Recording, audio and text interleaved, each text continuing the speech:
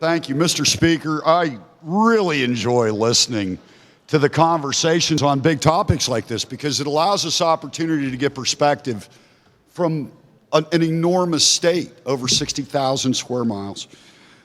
Now, I've heard a couple of things today, and pardon my knowledge base if I'm off here. I only have a degree in this stuff and taught it for 14 years. But judges, if I'm not mistaken, are held to what the statute is within the sentence in prescribing sentence. All of our judicial system has a sentencing grid that gives a range of what they can sentence. Mandatory minimums would seem to run counter to that, but yet why are we so enamored of this idea? I wish, Mr. Speaker, as a gentleman from the county of the first class had asserted this was just a little bag of reefer or a couple of tablets of friendly OxyContin, but where I live, it's not.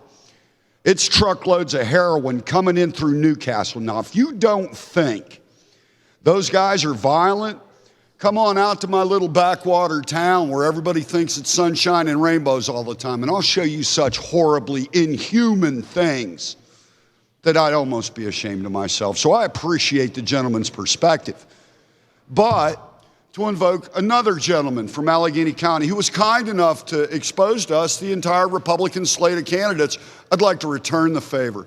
Mr. Thomas P. O'Neill, Tip O'Neill, former Speaker of the House, that said all politics is local. Well, here's my thing. Y'all do what your people demand you do.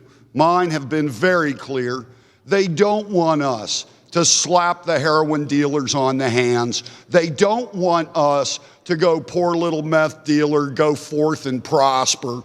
They want us to put them away, okay?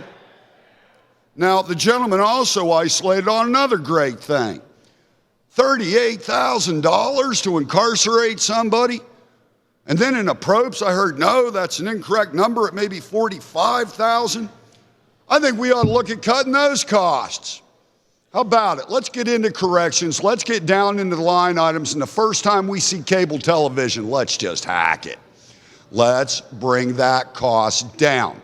The law exists to have sanction on the back end for those that have violated our social mores we hold so dear. There must be retribution for violation. That is the basis of Judeo-Christian Western law. Please vote for House Bill 1601. Thank you, Speaker. Chair, thanks to